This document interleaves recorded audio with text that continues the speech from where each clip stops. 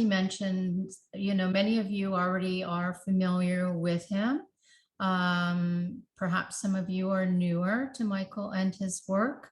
So Michael is a spiritual author, a mentor, a shamanic practitioner, radio host, and trauma. Whoop, I just let somebody in. I'll let them in. Okay, all right. Radio host, producer, and trauma integration facilitator who co-creates individual and group environments and experiences that support people in transcending the myth of separation and experiencing deep and profound interconnection with others and all of life. And Michael has been teaching and leading experiential events, classes, teleseminars, and workshops on organizational development, embodied shamanism, moving meditation, mysticism, personal growth, and spiritual fulfillment for over 40 years. So you are in good hands with Michael tonight, and he'll be going over the course that he's 7-week course that he's going to be presenting, and it will be full and rich. And I'll just add, if you haven't heard any of Michael's radio shows, I post and help produce those radio shows for Michael, and they are absolutely wonderful. Every week he interviews a leading edge author, teacher, and the two of them converse in a very enlightening conversation. So perhaps I'll put his latest show in the chat at some point tonight. So welcome everybody. And it's just happening right now. I just got on. So that's sort of what's going on. I'm going to mute everyone here for just a minute. And oh, shit. There we go. All right. So good. So welcome everyone. Again, my apologies for this. So I'm excited about this work. It's been a big part of my teaching for a long time, but it's really been refined a lot. And as Deborah said, I'm going to talk about relationship and relating, but there will be a new course that's starting next week. And part of this is to allow you to get a chance to find out about that. But tonight we're really going to distinguish relating from relationship. And, we have this thing, my relationship, my relationship with my mother. I want a relationship. I had a relationship, but it was horrible. I have a great relationship. We talk about our relationship all the time like it's a thing. And in fact, it is a thing. When you look at relationship, it's a noun. And anything that is a thing can only come from one place, right? The past. So one of the things that gets us into trouble in relationships and in relating is that we're always going to the past to see, oh, who is this person I'm with? Can you imagine if you were with a partner and you woke up every morning and go, who is this person? What possibilities could we have today? And just like come from a place of not knowing and really true relating. So when I distinguish relating from relationships, I'm particularly talking about relating, because relating is a verb, and a verb is always movement, always action. Something's happening, something's arising. So when you look at the difference between relating is a state of presence where I'm able to really be in my body and be with you, and you're able to be in your body and emotions and be with me, and we're able to then see what's arising in the moment, rather than what we tend to do is always look at people from what we already know. And of course, the longer we're with somebody, the more we have a history. So we relate to people within the circumference of the image or story we have about the other person rather than what's emergent and happening in the present moment. And so this is a problem in the world, because when you look at all the issues we're dealing with right now, climate change, income disparity, war, and personal, fights in our family, fights in our relationship, fights in our community, being right, disagreeing, COVID, all the different things that are happening right now. At the heart of all of those issues, whether they're the macro issues of the climate change and the big things that are happening in the world, or the little things that are happening in your own personal relationship or relationships with your family, friends, and your community, there's one issue at the heart of all of that. And that issue is relating. Relating is the key to solving every single issue that there is on the planet. So it might be a good idea to really question and look at, how is my relating not really getting me what I want, not really getting the point I want to make, not really saying the things that I want to say and have them land in a way that something is manifested. So this call tonight is really to look at that, how can I have a breakthrough in the way that I'm relating to myself first, and to the world, and to other people, and the people that are not only close to me, but the people that are actually far from me, the people that I hold perhaps in disdain, or that I have anger towards or resentment towards. And so that's the main distinction that we want to look at. Am I in relationship? Am I being only informed by my past? Or am I actually in the present moment with the person that I'm with in such a way that I can stay in my body, I can feel my emotions, I can feel the other person, and I can be with them in a more intimate space? And when I'm talking about intimate, I'm not talking about sexually intimate. Years ago, I heard somebody say something I really love. They said, intimate means into me you see, intimate. Anyway, it's the ability to see into each other. And so we're looking at, and this evening and the workshop that's following in the next week is really an opportunity to have an evolutionary jump into the kind of relationship that is alive, that is in the moment, that, as Otto Scharmer talks about, when we're in the present and when we're presencing, actually we're bringing the future into being. The presence is always happening in that moment where we're alive, where we're in communication, where we're co-creating, where we're interdependent. And so that's the purpose of this, is to really look at what is it that keeps us from truly being related. Because if you look at the world, we are already completely related, interdependent, and especially with the natural world, which we have moved into a way of looking at the world which is based in separation. And this, what we call the Cartesian Newtonian paradigm, that I'm an object over here in a world of objects. And when you look at that, you can see how we could destroy our planet, because it's just dead stuff out there. They're just trees and rivers, and so we have not any kind of a sacred relationship or interdependency. In the Amazon, they have a word called Aini. It means sacred reciprocity, that that I'm always in a reciprocal relationship with someone.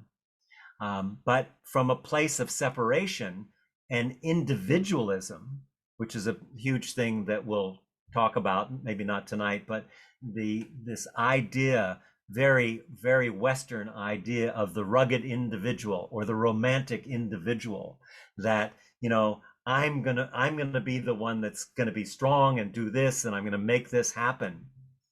But in nature, everything is collaborative. Everything works together. It's not this kind of competitive.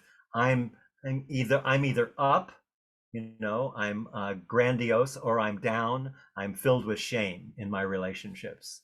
And when we look and see for yourself how much of that is true. That when you enter relationship, you have this feeling of I'm above, I'm smarter, I'm better, or something like that, or I'm embarrassed that I'm not enough and I can't be enough, and people are bigger than that. So we're on this continuum of individualism, which keeps us from being able to actually relate as a presence and as a connected sense of being. So the word that goes when you're in a relationship, you're basically in a non-emergent paradigm. In other words, since you're being informed by the past, there's nothing new that can actually happen. When you're in an alive, relating kind of relationship where I'm actually present and I'm presencing, I'm bringing my awareness, I'm zooming in so that I can actually feel not only what's going on in me, but what's going on in the other person.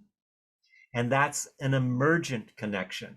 Then we have possibility, we have innovation, we have creativity. All of that comes from not what we already know, but being open to not knowing what's happening in the moment and just being open. John O'Donohue, who I was a dear friend of mine, and he had a great one-line poem one time, and it was, I want to live like a river. I want to live like a river, constantly surprised by my own. I want to flow like a river, constantly surprised by my unfolding. I just murdered that, but that's the idea of I'd like to live like a river and be surprised about, whoa, what's happening. I think that's a great explanation for what an emergent relating looks like being surprised by the other person. Wow, where did you get that idea? How did that happen? That's amazing, and to really take somebody in and feel them fully. And so now the thing that is in the way is this thing that's getting more and more publicity and notoriety today is trauma. And of course, trauma, when we think of trauma, we think of a big, an accident or molesting or, some big thing that happened in our life. The house burned down or something when I was a child.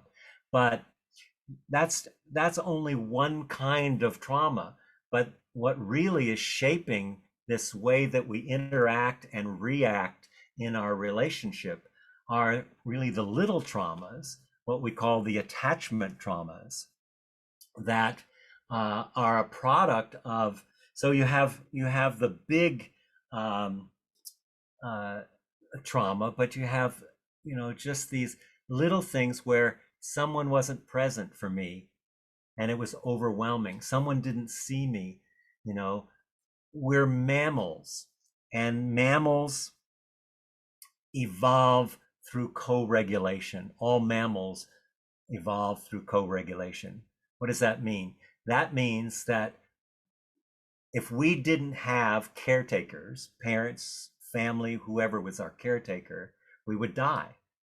So the first necessary way to grow and learn is that we have a caring adult that nourishes, that sees, that hears, that feels, that connects with us, that gives us a sense of direction.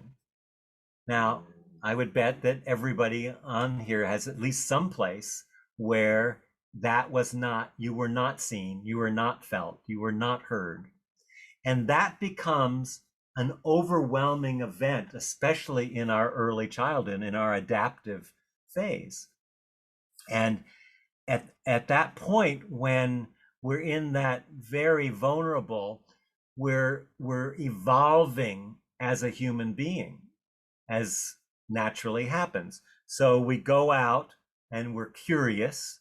So that's a big part of it. And we look around, and then we have something happen and we run back and we say, oh, I'm scared, I'm scared. And you either get, there's nothing to be scared about, don't worry about it, it's, you know, it's okay.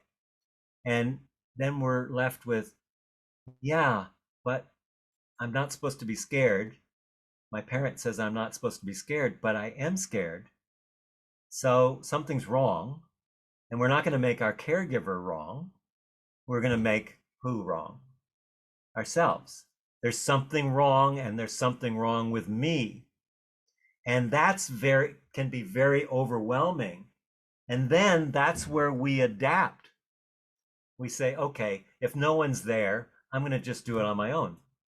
Or we create ways to adapt. I'm going to be the beautiful one. I'm going to be the smart one. I'm going to be the caretaker. And so we form these adaptive roles out of these places where, excuse me, the pain, excuse me a sec, get a cup of tea here, where the pain of not being seen, not being felt, not being heard, or being yelled at and abused. So there's the subtle level, but there's also the big level of being abused. But anyway, that is so overwhelming that our intelligent nervous system, which has been evolving for hundreds of thousands of years, comes to the rescue. We have a nervous system that will protect us, that has protected our ancestors and all the people before us in our lineage. And so we call on that. So we suppress the pain, we suppress the hurt, we push it down, right? And where does it go? It goes to the body. It's pushed down and it's held in the body. And how do we get rid of it? Well, for the most part, we just keep it down, and then our adaptive child comes forward when anything is similar or a reminder of that. You know, many of you know I worked in the corporate world for over 30 years, and I can't tell you how many 50, 60-year-old CEOs can be transformed into a 5-year-old in a New York minute, you know, that suddenly there's a tantrum. Well, it's being triggered into something that was never released, that lives in the body, and we all have this. And so the issue and the opportunity in relating and relationships is to create space for that to come up and be felt and heard and seen. And so that's the work that we do here at the Well of Light, is we work with people to connect in such a way that we can co-regulate in groups or individually or in the sessions that I do with people, and that people can feel safe enough. Safety is a huge issue. And so our neuroception, depending on how much trauma we had, is always looking, you know, always, is it safe? Is it okay? You know, always kind of strategizing. We don't even know that we do that, but there's really about 5 common symptoms that when we work with trauma, we're looking for. The first one is that sense of separation that I talked about, being separate. I'm not connected. I'm separate. I'm separate from you. I'm separate from my relationships. I'm separate from life. I'm separate from nature. And, you know, that's a whole program there to get in touch with where that separation generates from, and learning how to reconnect with those things that we were pushing down so we would feel safe, we would feel protected, and we could function in life. Because the nervous system is only working to serve you in functioning in life. There's no such thing as a dysfunction. It's just a part of us that we don't know that's functioning to protect us. So once we allow that to come up and experience it, then we integrate it. and it's no longer the past. Now it lives just like the story of my life. It's not the thing that's causing me to act and react in these ways of I'm in a relationship and I come home and my partner is upset with me, and then all of a sudden we're in this fight and we're off to the races, and the two adaptive children are going at it, and the adults are nowhere to be seen, the wise adult.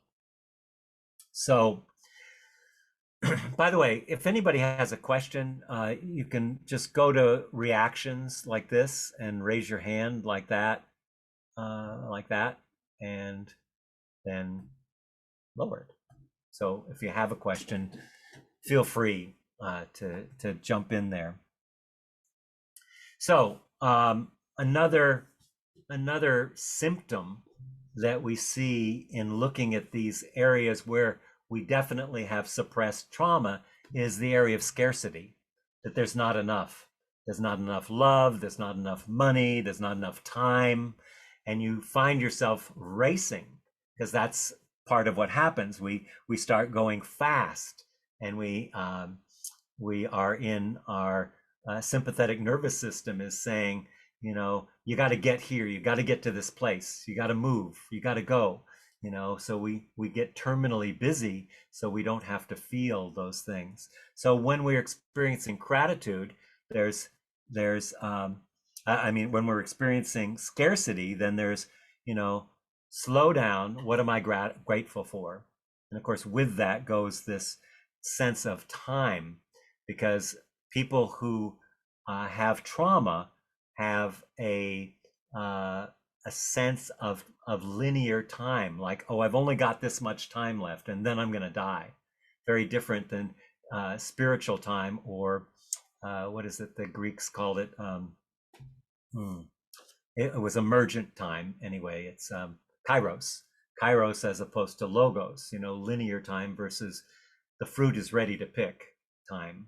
So that's one of the things we cover in the course a lot about time, and the antidote there is, of course, slowing down, and the need to be in control.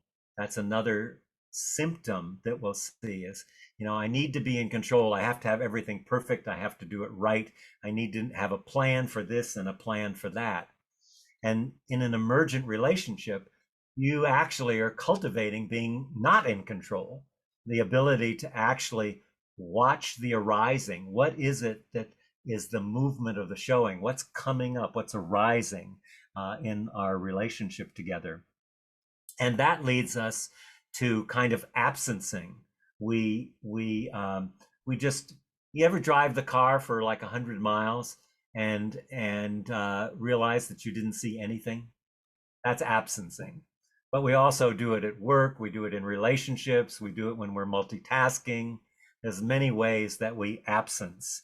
And of course, the antidote to that is presencing. How do I bring myself back when I'm in a relationship and presence myself? So these are the things that stop us, but also, you know, we say, oh, if I could just get over this. I'm just remembering a time, I'm going to really reveal myself here, in my 20s when I was with my roommate playing chess. This was the 60s, right?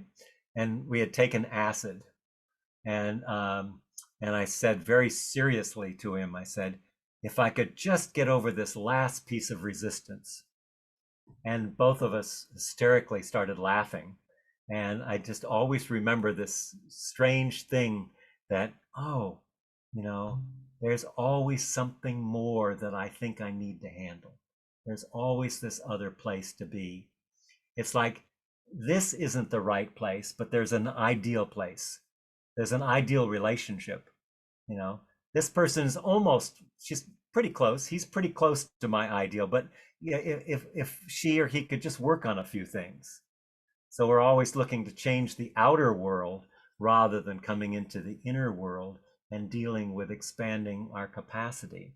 So when we're dealing with trauma situations, there's a great deal of stress, and that we we either blame out there or we find ways to not have to feel that. We watch, Netflix, or we, drink, or we take drugs, or we, any number of things that we keep from having to feel the feelings that are arising. And so this moving into the wise adult, as we allow ourselves to take the stress that we're feeling and go, well, what is this thing I'm calling stress? I was talking to somebody on my radio show the other day, and I said, it's almost competitive. People, I see people and they say, oh, I'm so stressed. I'm so stressed over this thing. And the other person say, yeah, I'm really stressed too. In fact, I'm even more stressed than you. And we get into like competition about who's the most stressed here. But when you look at stress, it doesn't really say anything. Some of you have heard me say this, it's like, I say I'm sick. Well, what does that mean if I say I'm sick? It really doesn't mean anything. I have a cold, I have COVID, I have stage 4 cancer, leprosy, whatever, what is it that I'm talking about? It doesn't say anything. The same thing with stress. When I'm stressed, I'm actually saying something is too much for my current capacity to meet at this time. Something is too much for my current capacity to meet at this time. So stress, which is a trauma response, is about capacity. How can I increase my capacity? When I talk about capacity, I'm particularly talking about the interior. Because if you feel into your body, you'll notice that there's a sense of being very tight and compressed sometimes, and other times feeling really open and spacious inside. So that when you're feeling that compression, that's a lack of capacity. So as I begin to feel my feelings and begin to recognize, and I recognize through relating and through relationships, because that's where I get the greatest triggers, and I can make it about the other person, or I can go, boy, I'm really triggered. Here's something I can work with. My shadow is coming up. So I can work with this now, and I can allow myself to feel, what is that feeling? Oh, I'm feeling blamed or persecuted now. Where do I feel that in my body? Oh, I feel a tension in my body. Okay. What emotions am I feeling with that? I'm feeling fear. Oh, and then I realize, oh, that's a really old feeling I've had many times, of feeling persecuted in my life, or feeling blamed, or feeling not seen, whatever those are. And then I allow that to come up, and it arises in me. And then by being with it, I can feel it fully, and it actually integrates from being something stuck in my body, some tension in my body, to a release, and that increases our capacity to hold the world, and it increases our capacity to move from reaction in relating to choice. It's like Viktor Frankl said, the last of the human freedoms is the freedom to choose our response under any given circumstance. This is a man who spent years in Auschwitz. So, that's a pretty big statement to say that. The last of our freedoms, the freedom to choose. How do you do that? You integrate those parts of us. How do we learn to integrate? Well, in the work we do, we're always working with meditation, contemplation, and prayer, but also working with each other so that we allow ourselves in a safe space to be together and be seen with all my warts and all my pain and all my struggle and all my suffering, not to wallow in it at all, but to allow ourselves to feel those feelings that we have not wanted to feel. And that, when it comes up, allows us to integrate, to digest those old wounds from the past. So And that's the essence of this kind of work, is to complete those old things so we can get more alignment with our soul's purpose. What's our soul's purpose? You know, we're always looking for purpose. Oh, where's my purpose? Oh, it's this job, or it's this business, or it's that. No, your purpose is what's been passed down to you by your ancestors, actually. It's what it is you have to work with in this life cycle. So the more that I can attune to my and presence, my interior, my feelings, my emotions, the more I'm able to share that and see it in others, the more I'm working on what my destiny has been up to this point from my ancestral lineage. Because you look at the same things you complain about, you know, well, my mother was great, but she was always this way. Yeah, probably her grandmother and great grandmother and great grandmother all the way back, you know, or my father was abusive like this. And you look and you see abusive people, hurt people, hurt people, you know, that goes back in the lineage. So you literally can heal the past as well as doing healing for your descendants. You can heal the wounding of the ancestors because they're still here, they're in you. And that's the work that we do, is to work with that that legacy that comes from our ancestors. Not to blame anybody for the things that happened, but to actually notice, wow, this is a repetitive pattern, that the patterns we have in relationships have been handed down for hundreds of thousands of years. A lot of that's really good. It's allowed us to be resilient in life. You know, our ancestors had climate change, they had plagues, they had fire and war, and you know, all the things that we're dealing with right now.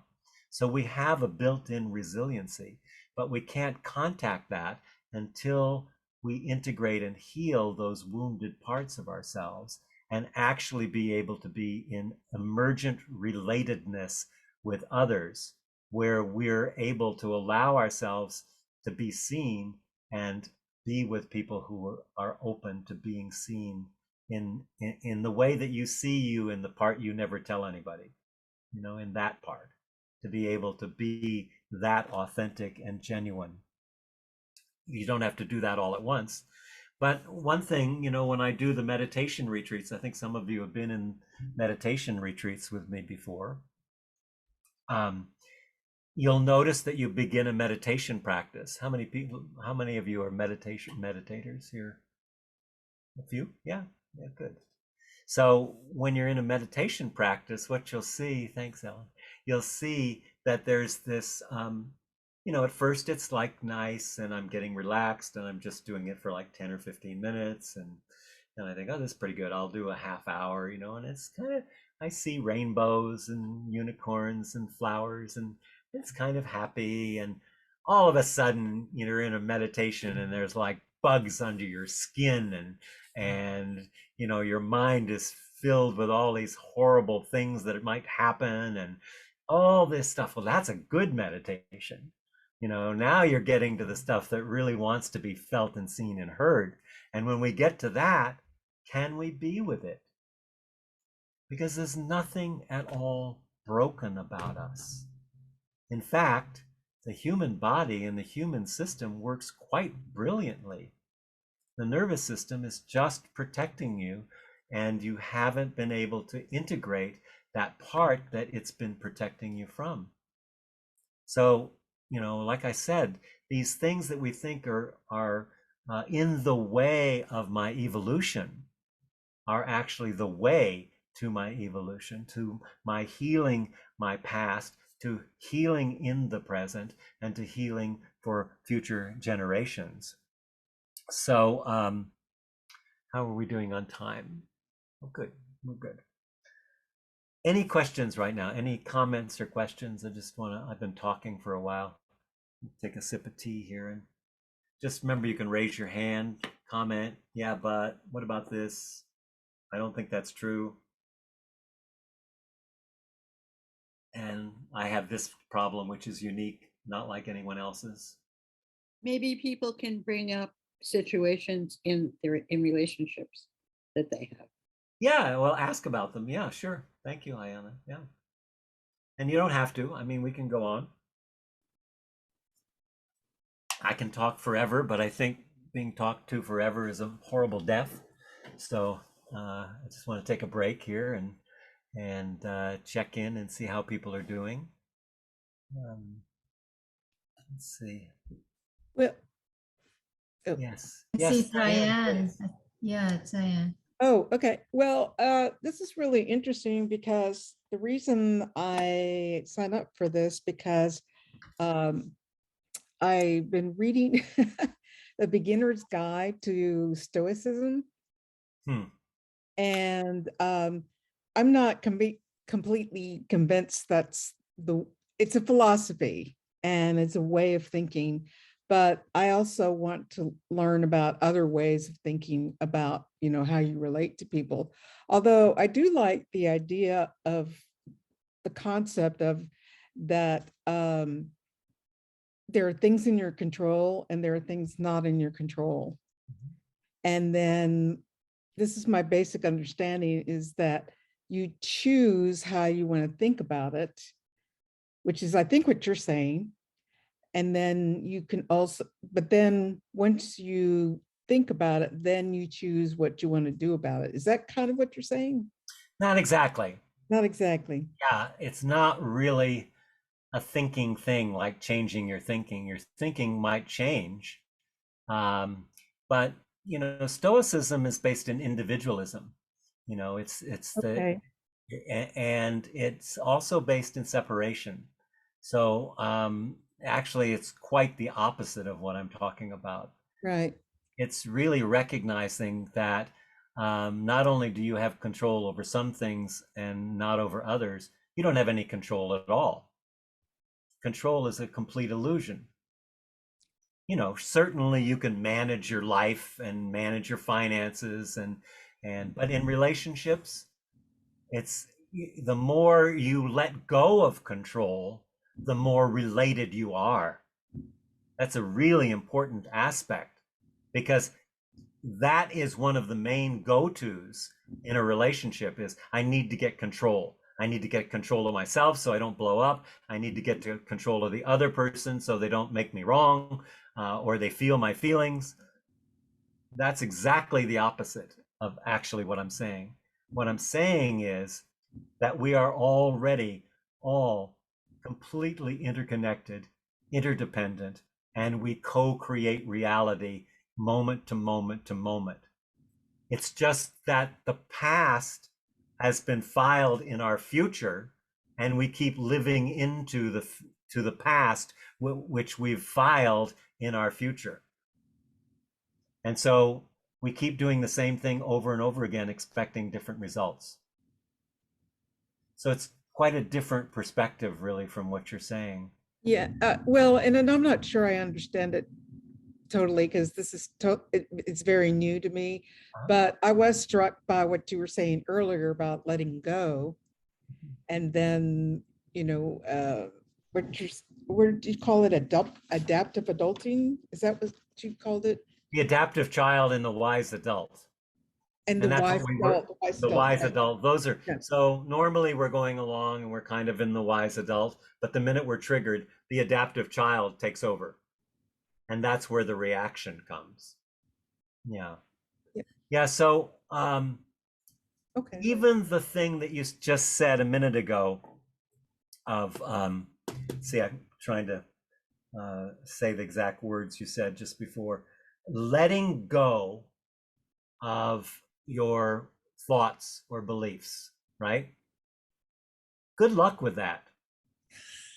I mean, really, good luck with that. I'm sorry, I shouldn't laugh. In the imaginal world, that's very real. But in the real world, we're meaning making, we're judging all the time. The point is to notice our judgments and to see if that's really in alignment with my own purpose in life, with my integrity, with my rules for living. Is it in alignment? Does it have congruity with my divine, my soul self? So here's one of the issues that we're dealing with in our culture, that's invisible, and most people think they're over it, but I got to tell you, from working with people, we're not, and that's original sin. You know, St. Augustine really had a great gimmick there. You know, it's a great way to collect taxes, to persecute the savages, to control land, to control people, and to have a patriarchal hierarchy. Other than that, it's a complete lie. We're born with original goodness. We're all born with original goodness. I mean, look at a baby. Take a baby. You look at a baby, it's like, wow, that's a miracle. Look at the, you know, are you thinking that this baby is going to steal your wallet or shoot you or cause you harm or beat you? No.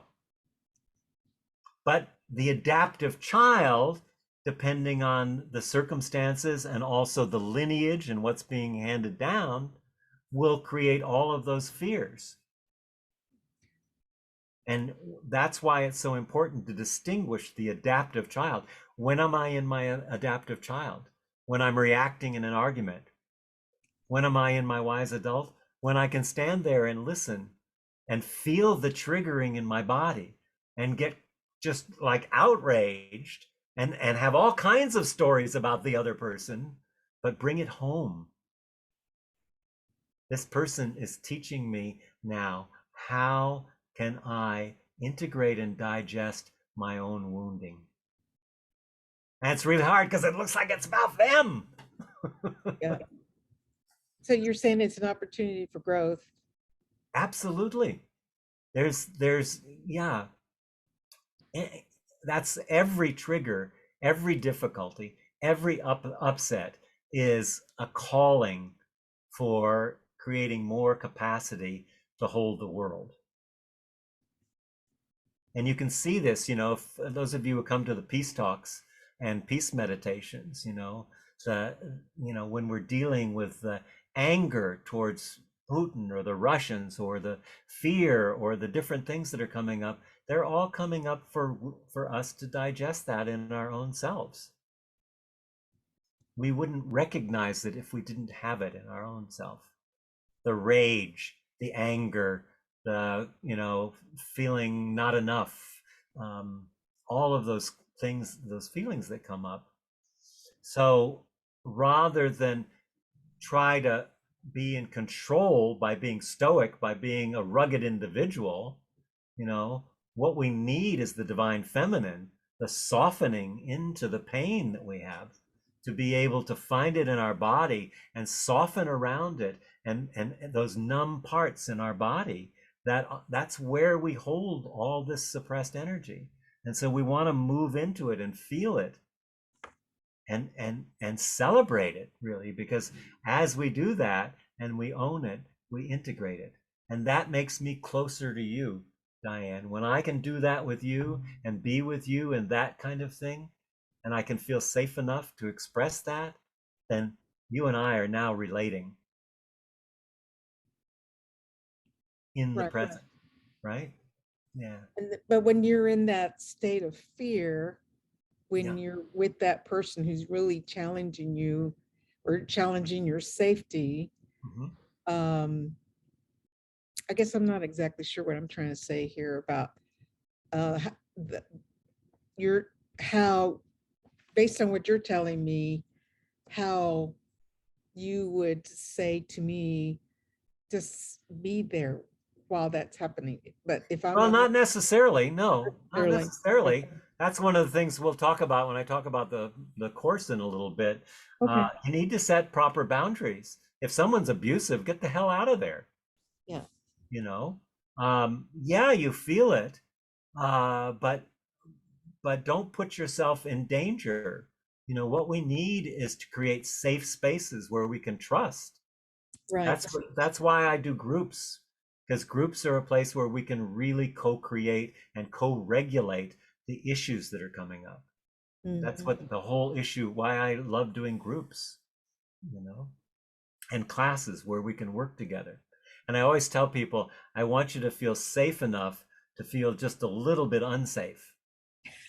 Yeah. Because that's the edge that we want to touch into, So we want to have safety. It's really important. We're always, scanning, like I said, um, to see if we're safe.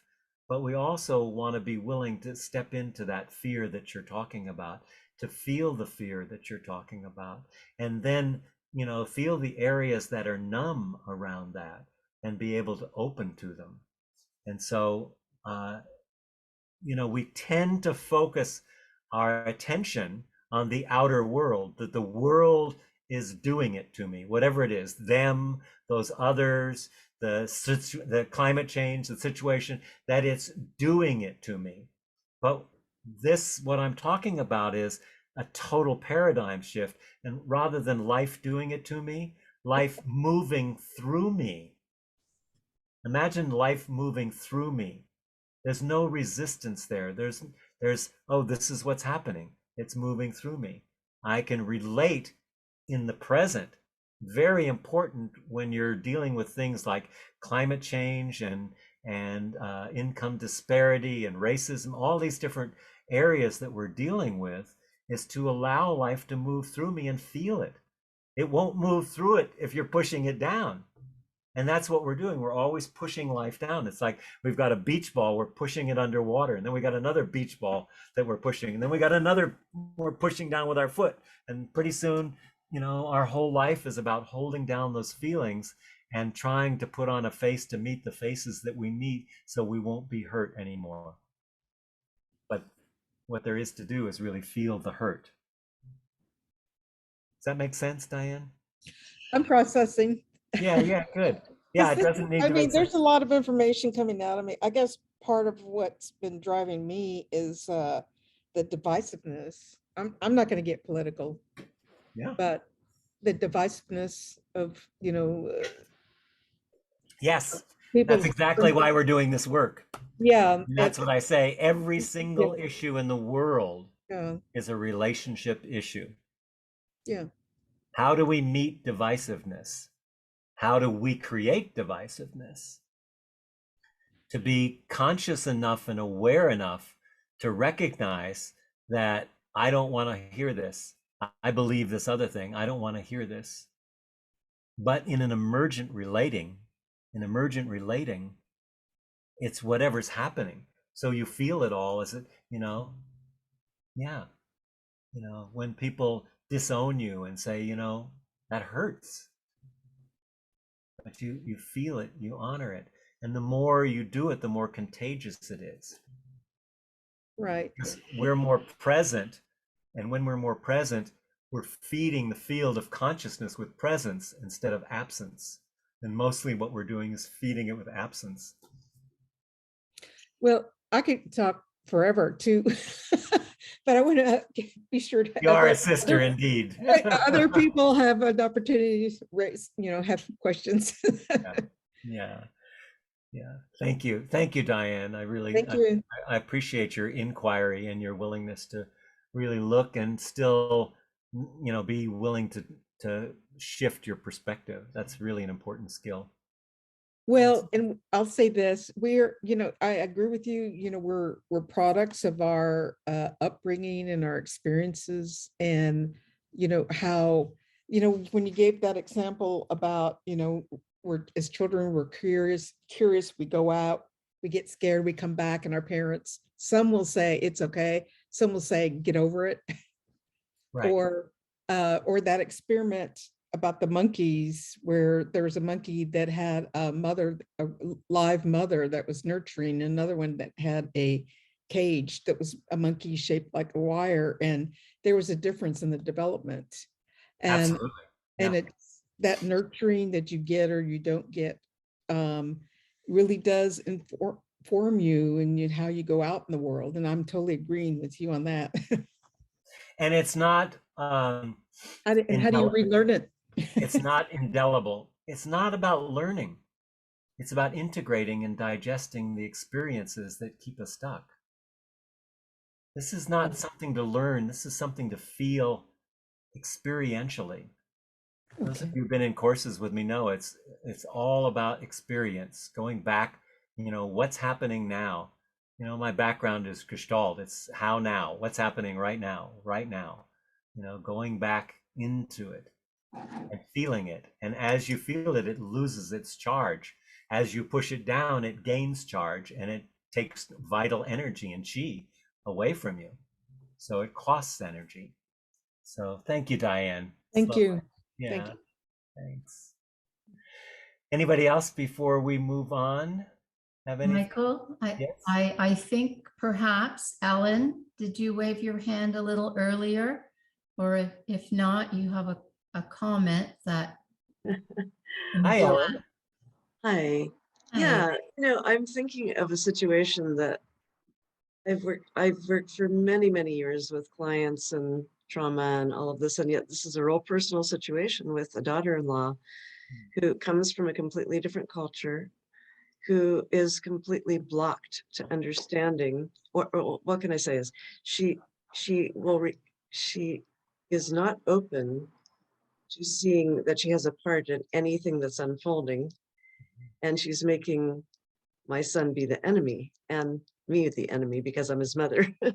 So it's really challenging for me because I know that it's not helpful to judge her. It's not helpful to to I know that I can see the cultural um, hmm, difference she's coming from and how she's perceiving it, and that it's not cool to get counseling. It's real personal. Nobody should see what I'm going through. All these different vulnerabilities, I see how she's experiencing life. And yet, because of her immovableness and projections on my son, it's causing so much suffering.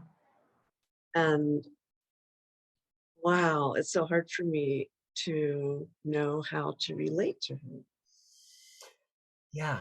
Real Well, puzzle. It's a real puzzle. yeah, that's a really tough one. I mean, it's your son, so that's huge as a mother, and then it's wanting to make it work, And and grandchildren involved that are yeah, so dear, and they're going to get real injured by this whole thing. So, yeah, yeah. yeah. Yeah. So it's going to take some really deep work on your part to discover and really understand her and her culture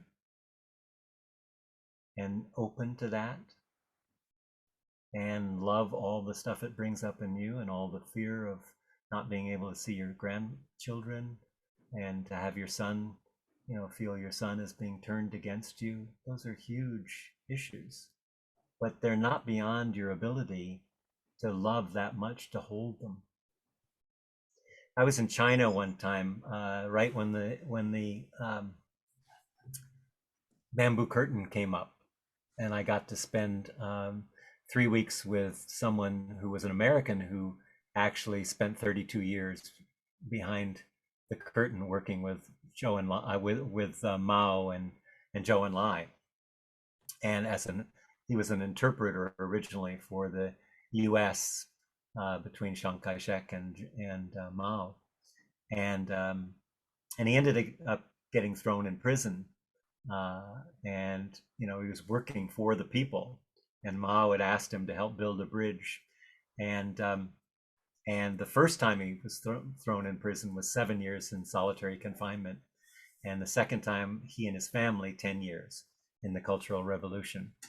And I said, Sydney, don't you ever get like angry at this? You've been now you're connecting with the United States. You're still doing the same thing. He's got a Chinese wife, 4 kids, and he said, when they shut the door on me in the prison, because that was when Russia took over, and that's how he got in prison the first time. The Russians thought he was a spy, and so he's tortured and everything, the whole thing. He said, I remember a poem. He was an English teacher from the South. I remembered a poem from my childhood that I thought of when they shut the door behind me. He said, They called me a heretic, a thing to flout, and drew a circle and shut me out. But love and I had the wit to win. We drew a circle and brought them in. This is what you're up against here. You're not in solitary confinement and being tortured, but it feels like torture. And so how much can you increase your capacity to actually step into complete understanding and not trying to have it be different than it is? And that's a big task. Yeah, getting out of resistance. And I mean, of course, I've been practicing Ho'oponopono. Yeah, you know. that's a good one too. Yeah. But even the trying to change the other person, the change has got to happen over here. And it looks like, yeah, it's definitely out there, and you've got lots of evidence and concern. I mean, I'm not saying this is not a big thing. It may be the rest of your life working with this issue. But the more you do that, the more you're supporting the next generation, your grandchildren too. Okay. Yeah. And healing the ancestors too. Not only yours. Yeah, thank you, Ellen. Great question. Do you mind if I talk a little bit about the course that's coming up? I'd like to share it with you. I'm excited about it. We haven't even finished the page about it, but where is it here?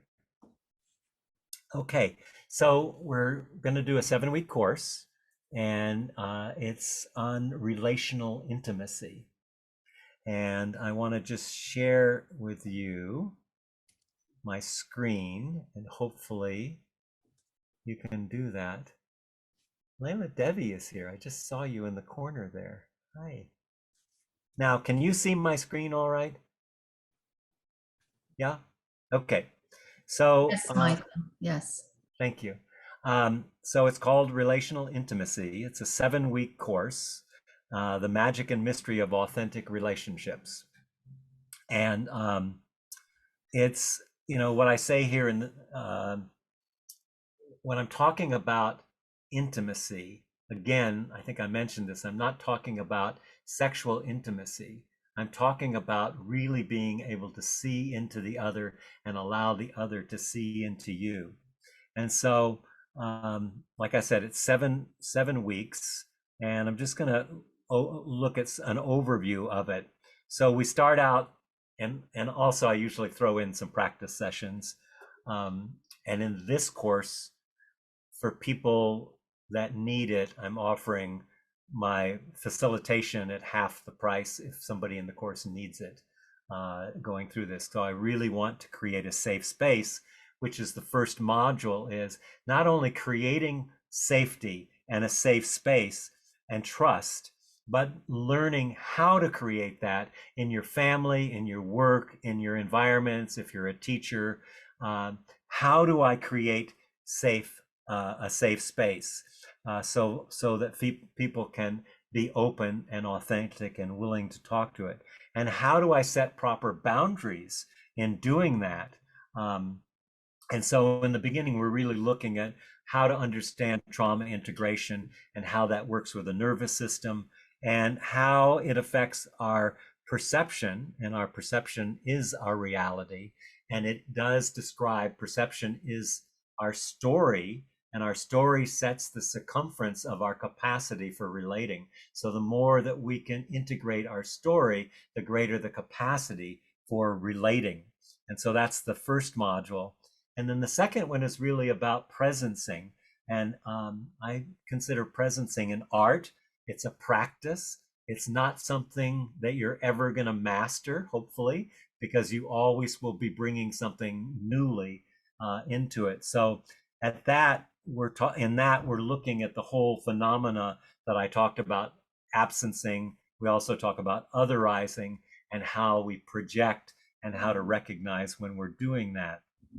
And that deepens our connection, and we begin to see trauma not as a problem, but as a teacher. So the things that we thought were in our way for developing now are becoming opportunities for personal and collective growth. And the third module is about our relationship to ourself, because really it all has to come back to this narrative, this story, and the limits and boundaries that we've set through our identity in the story of ourself. And so we really look at self-esteem, how to dismantle self-criticism, learning how to self-regulate. So we co-regulate in order to learn how to better self-regulate and create mutuality. And we work with the adaptive child and building the capacity for the wise adult to operate. And then we look at the wounding. We look at the mother wound, which is distinct, and look at the pain and trauma that's carried carried by the mother and inherited by the children, and also specifically difficult in the healing of the mother wound is operating under the patriarchy.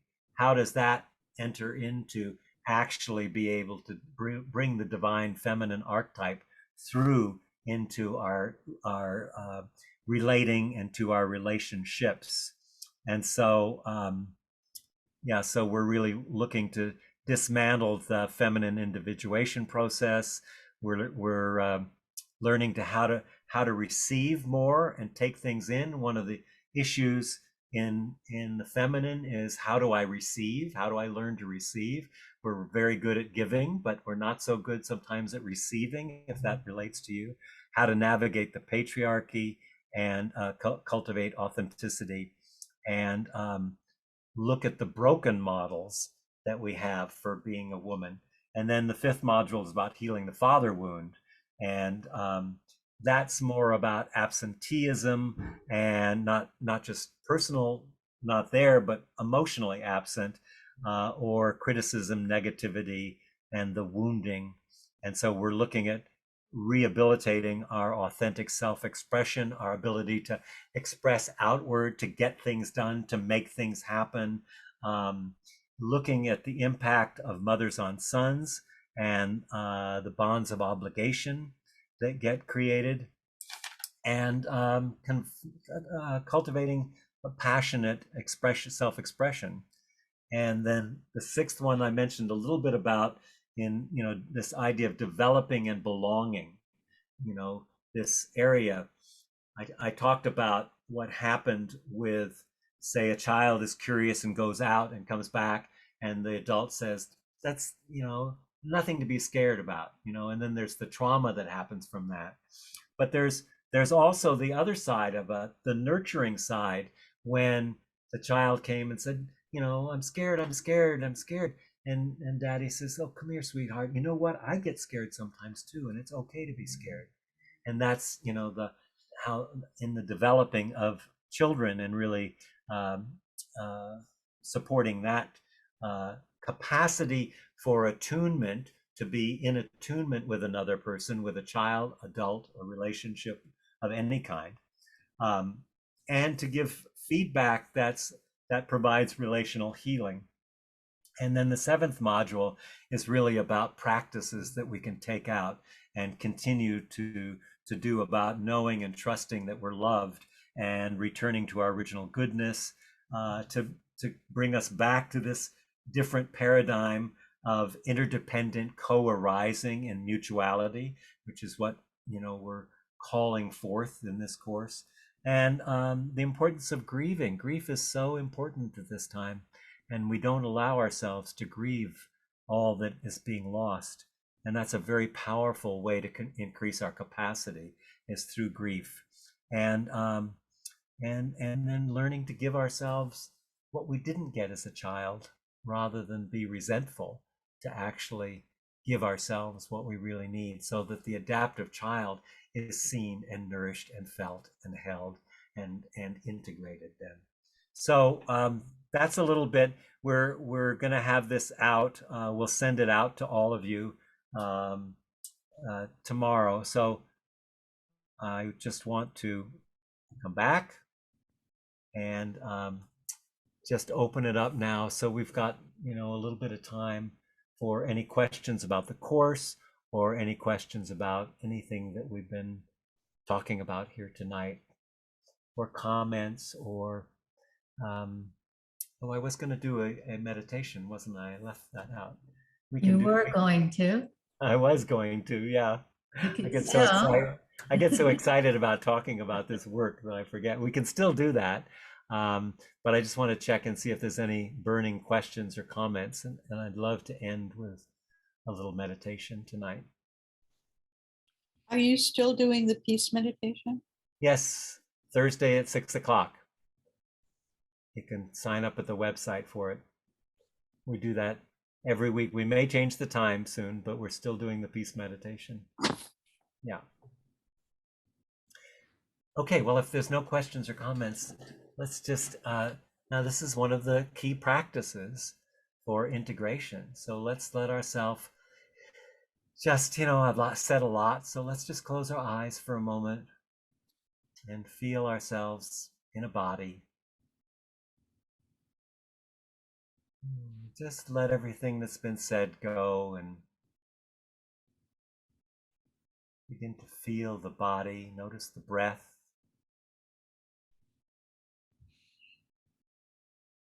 And allow yourself to elongate the out breath a little bit and drop deeper into the interior. And let's just take a look and see what's going on inside. And notice where you can feel movement in your body, a sense of flow. Energy is always moving in different directions in our body. And just notice what we can feel that's moving and alive. Maybe our hands are tingling, or our feet, or our breath, or our heartbeat. And then notice any place in the body that has any tension, any pain. Really bringing our awareness there. Trauma often manifests as pain in the body.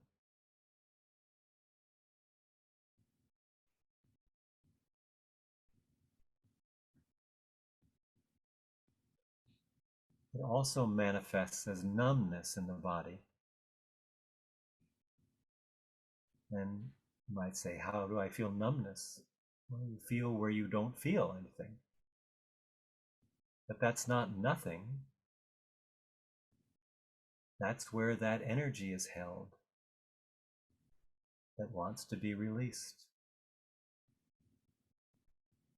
So just really scan through the body and see, where is there numbness in my body?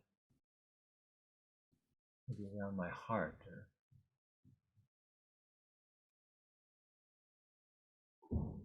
my back, or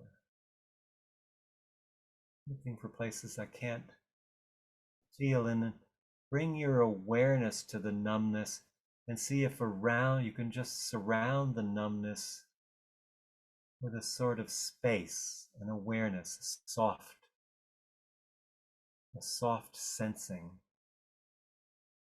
So maybe your whole body is numb, but likely it's just a particular area, and see if you can just soften around that.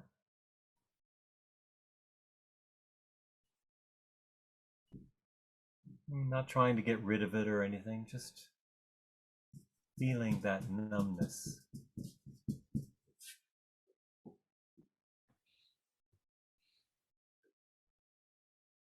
And softening. And then that might bring up some emotions. So notice how we shift our attention from our felt sense in the body to the emotions also in the body.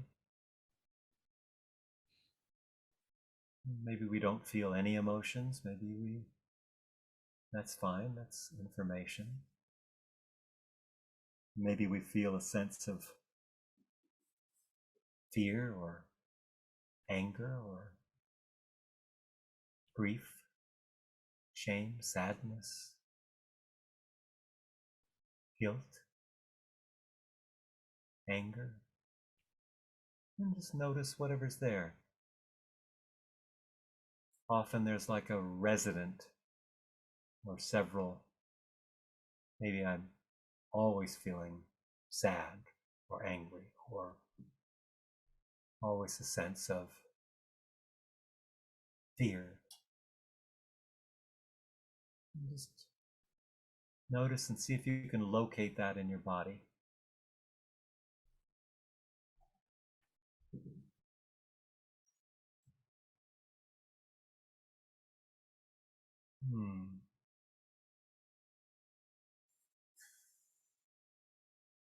Where's awareness?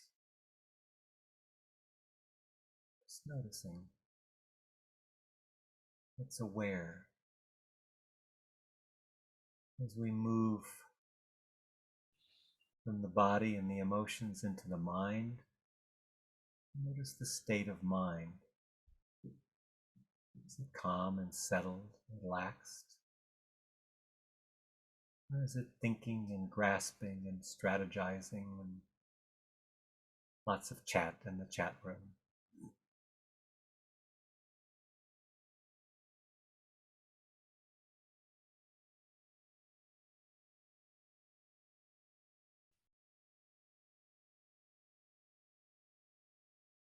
And see how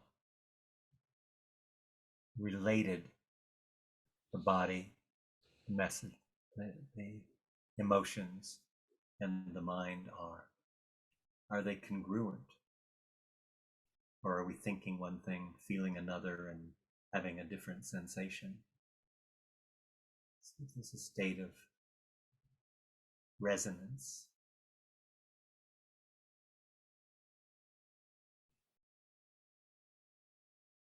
And then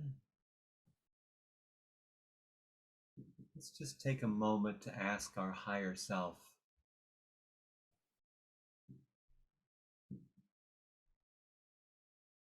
what's in the way of my authentic and genuine relating?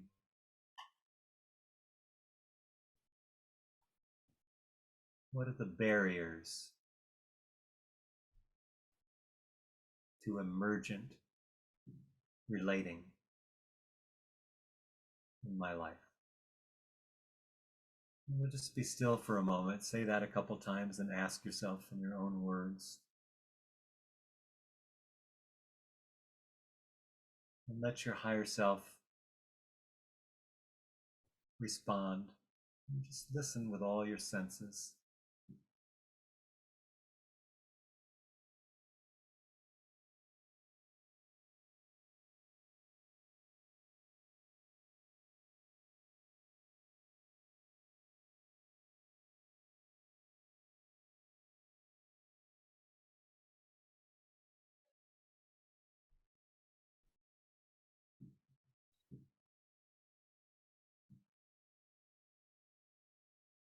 And then just look and see if this offering that we're making calls to you. If it does, we invite you to participate, and if it doesn't, we invite you to do the work that is in front of you for relating.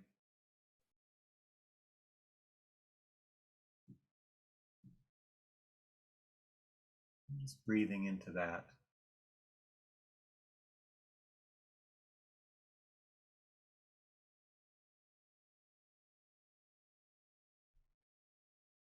And when you're ready, just allow yourself to softly come back and open your eyes.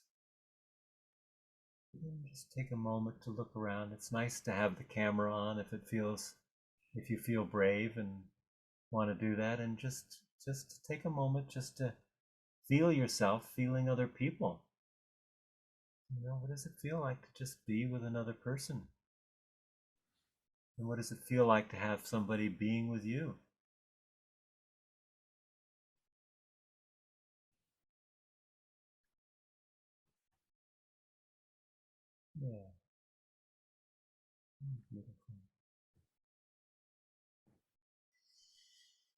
So I just want to thank, well, I want to thank Deborah for her support and all of our team at the Well of Light. My apology for the choppy beginning and the technology breakdowns, but I'm really grateful that you are here, that you joined us.